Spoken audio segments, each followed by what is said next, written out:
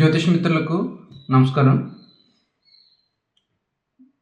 జ్యోతిష్యంలో పరిహారాలు ఉన్నాయా?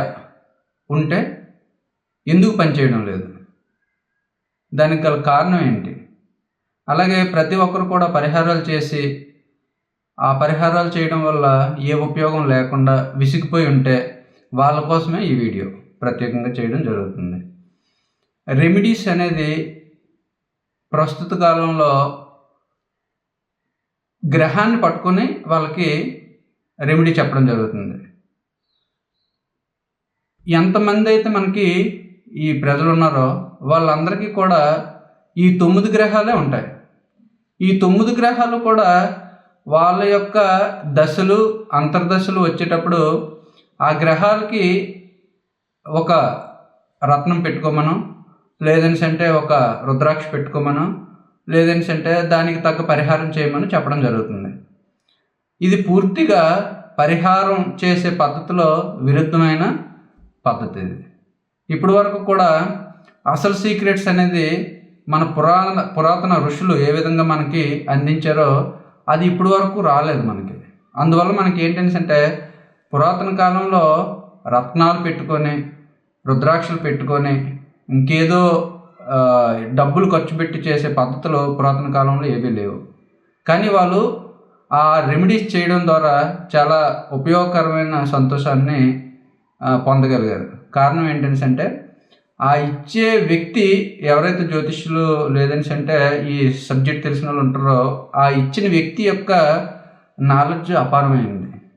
ఎప్పుడు కూడా గ్రహానికి రెమెడీ అనేది ఇవ్వడం చాలా తప్పనిసి నేను చెప్పడం జరుగుతుంది.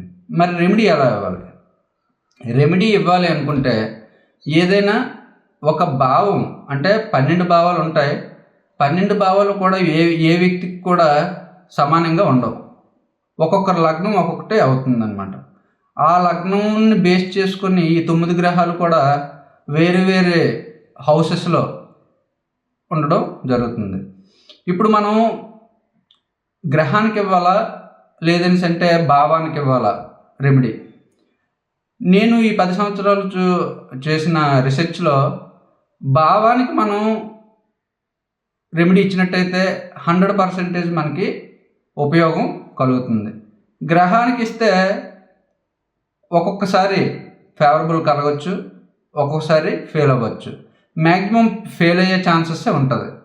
అది ఎలా మనం ఒకసారి చూసుకున్నట్టయితే ఒక రత్నాన్ని మనం ఎంచుకోవాలి. ఒక వ్యక్తికి ఒక రత్నాన్ని పరిహారంగా ఇవ్వాలి. ఇచ్చినప్పుడు ఆ రత్నం గ్రహానికి ఇస్తాను.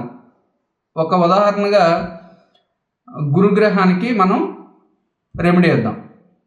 గురుగ్రహానికి రెమెడీ ఇచ్చేటప్పుడు ఈ గురుగ్రహం అనేది ఏ భావానికి ఎక్కువగా సపోర్ట్ చేస్తుంది, ఈ గురుగ్రహం ఏ నక్షత్రంలో ఉంది, ఈ గురుగ్రహం ఏ సబ్లో ఉంది, ఈ 3 గ్రహాలు తీసుకొని ఈ 3 గ్రహాలు కూడా 6వ భావానికి, 8వ భావానికి, 12వ భావానికి ఎటువంటి సంబంధం ఉండకూడదు.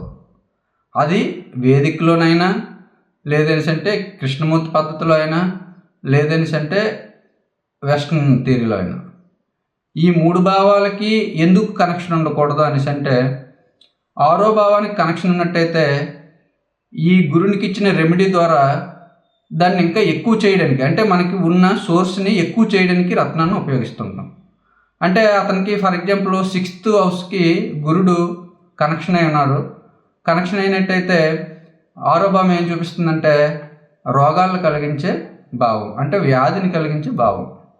అలాగే 8వ భావానికి కనెక్షన్ వచ్చింది అనుకోండి, 8వ భావం ఏంటంటే ఇబ్బందులు పెట్టే భావం. ఏ వ్యక్తికైనా 8వ భావం కనెక్షన్ వచ్చిందంటే అతనికి ఉన్న ఫేవరబుల్ రిజల్ట్స్ అన్నీ కూడా ఇబ్బందికరంగా మారే ఛాన్సెస్ కనిపిస్తుంటాయి. అలాగే 12వ భావం ఏంటంటే ఇబ్బందులతో పాటు హాస్పిటలైజేషన్ అవడానికి ఛాన్సెస్ ఎక్కువగా కనిపిస్తూ ఉంటుంది. ఈ విధంగా ప్రతి భావాన్ని కూడా కూలంకషంగా పరీక్షించి మనం రెమెడీ ఇచ్చినట్టయితే 100కి 100% రెమెడీ పనిచేస్తుంది.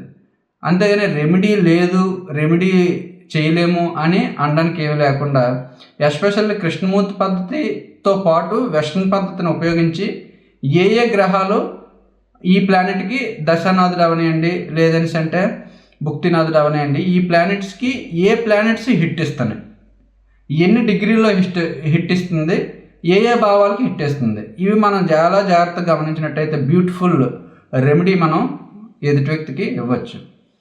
ఈ రెమెడీస్ చేసేటప్పుడు ఒక వ్యక్తి అప్రోచ్ అవ్వడం జరిగింది, మన ఇండియన్, అంటే ఫారెన్ వెళ్ళాలి, అతనికి ఫారెన్ డాక్యుమెంట్స్ కావాలనేటప్పుడు ఎన్నిసార్లు అతను అప్లై చేసినా సరే రిజెక్ట్ అవ్వడం జరుగుతుంది. అయితే దీనికి పరిష్కారం ఏంటి అని చూసినట్టయితే ఏదో ఒక రెమెడీ చెప్పి చెయ్యండి అనేసి అంటే అది పరిష్కారం కాదు. అతనికి ఏంటి అనేసి అంటే 3వ భావం ఎవరైతే ఉన్నారో ఆ 3వ భావం యొక్క నాదుడు 12th వెళ్ళి కూర్చుండ్రు. ఫర్ ఎగ్జాంపుల్ రవి ప్లానెట్ కూర్చుండ్రు. రవి అంటే ఏంటి? వైద్యం. ఎక్కడ? 12వ భావం ఏంటి? హాస్పిటలైజేషన్. 3వ భావం ప్లానెట్ ఏం చేసింది అనేసి అంటే దేంట్లోకి వచ్చి 12th హౌస్లో ఉన్నది. అయితే ఈ 12th హౌస్కి 3 హౌస్కి కనెక్షన్ ఇవ్వాలి మనం. ఇవ్వాలనేసి అంటే అతనికి ఒకటే చెప్పాను, మీరు హాస్పిటల్లోకి వెళ్ళి ఈ మెయిల్ని మీరు సెండ్ చేసినట్టయితే మీది అది సక్సెస్ అవుతుందని. వెంటనే మనం చెప్పగానే అతను చేయడం జరిగింది. చేసిన వెంటనే అతనికి ఇప్పుడు వరకు ఏవైతే ఆ డాక్యుమెంటేషన్ ప్రాబ్లం ఉందో అదంతా క్లియర్ అయిపోయి వెంటనే రావడం జరిగింది. అంటే ఇక్కడ కారణం ఏంటనేసి అంటే మనం ప్లానెట్ని పట్టుకొని వెళ్ళేటైతే మనకి అక్కడ పని అనేది జరగడం చాలా తక్కువ ఉంది. అదే ఒక భావాన్ని పట్టుకొని మనం వెళ్ళేటైతే 100% రిజల్ట్ మనకి వస్తుంటుంది. ఓకే ఫ్రెండ్స్, ఇటువంటి మరెన్నో ముఖ్యమైన విషయాలు తెలుసుకోవాలని అంటే మన వీడియోస్ని సబ్స్క్రైబ్ చేయండి, లైక్ చేయండి, షేర్ చేయండి. Thank you.